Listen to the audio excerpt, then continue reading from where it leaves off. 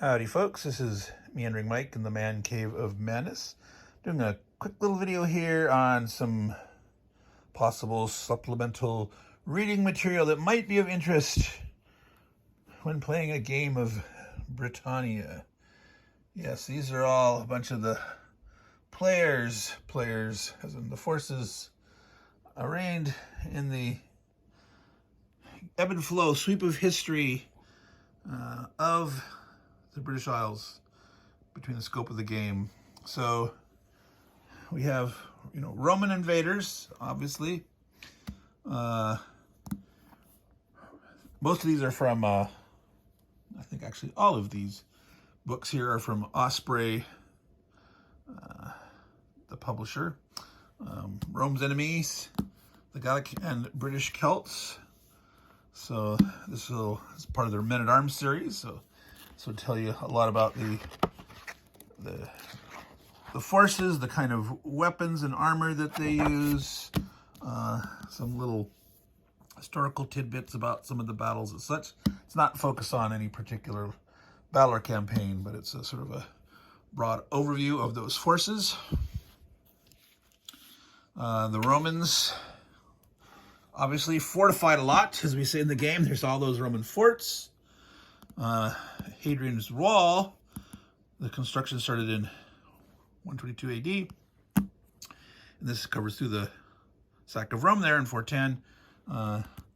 They stopped maintaining it as much earlier than that. I believe somewhere in the 320s or such.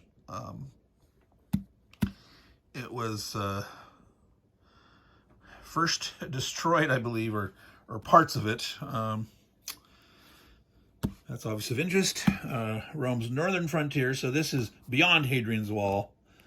So obviously, Hadrian's Wall wasn't created yet at this time, but they're saying that area north of where Hadrian's Wall was created, this is their frontier area. They're fighting the Picts and so forth.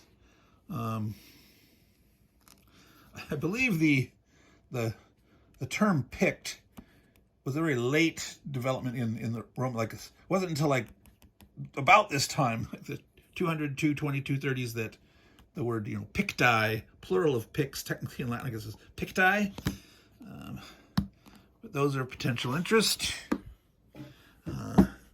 Strongholds of the Picts, I believe most in this book are developments post-Roman,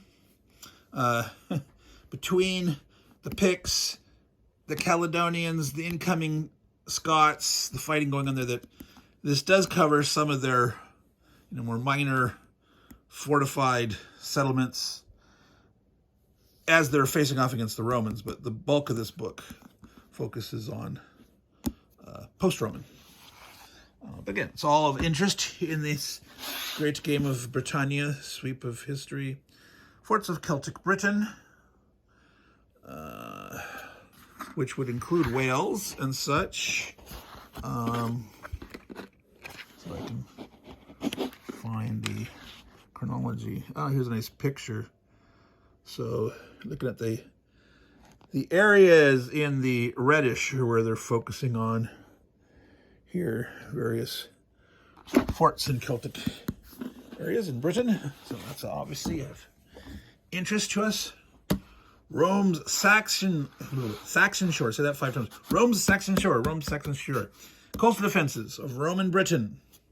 So obviously Rome was gone post 410,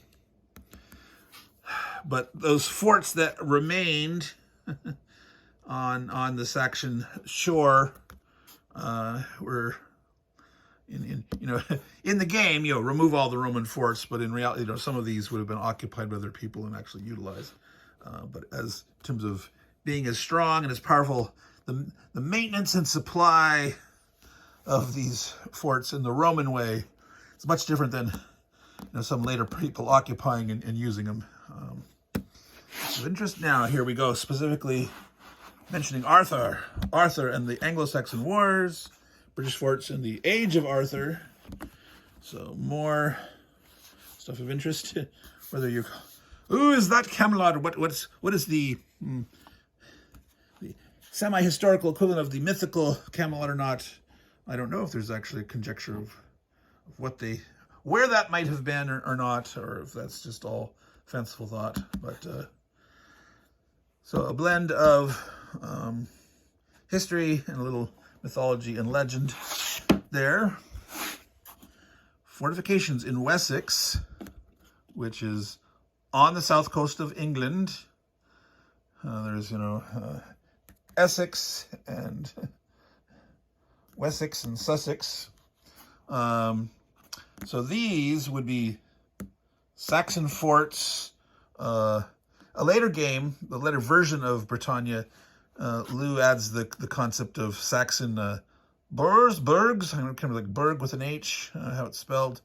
Little fortified towns that are, not as powerful as a Roman fort, but I think in the game they might have been function equivalent, and the Saxons get to build a few of those potentially. So that could be of interest to you. Now, I just have, of what I can find, I've got a lot of books of the Vikings stored away elsewhere. I've got tons and tons of books still in boxes, but here, obviously relevant to this game, would be Saxons, Vikings, and Normans. Sort of a selection of this. This is the great face-off. At the end of the game, you've got the Saxons, you got the Norman conquest, particularly the Norwegians coming in, Harald Hardrada, the big three-way fight for king there at the end of the game. This is a general book on, again, more great Angus McBride artwork. The Vikings, the Elite series, and Viking longships, of course. Good old Viking ships. Great stuff. And we were speaking of Harald Hardrada. Here we go. This is a hardback from Osprey. Much more in-depth book, The Last Viking, the true story of King Harald Hardrada, who died fighting the Saxons. So, if not there, would he have been able to stop, if he had won, would he have been able to stop William the Conqueror? Who knows? That's conjectural. So, that's it, folks. This was a quick look at some possible supplemental stuff. Obviously, we don't cover all the different peoples that we have in the game, but a fair representative selection. I'm about to move down here, so if you're interested in supplementing your reading, all these different things are available. And more, way more, right? So there you go. Things to add to your potential library. So, all you good folks out there, take care and ciao.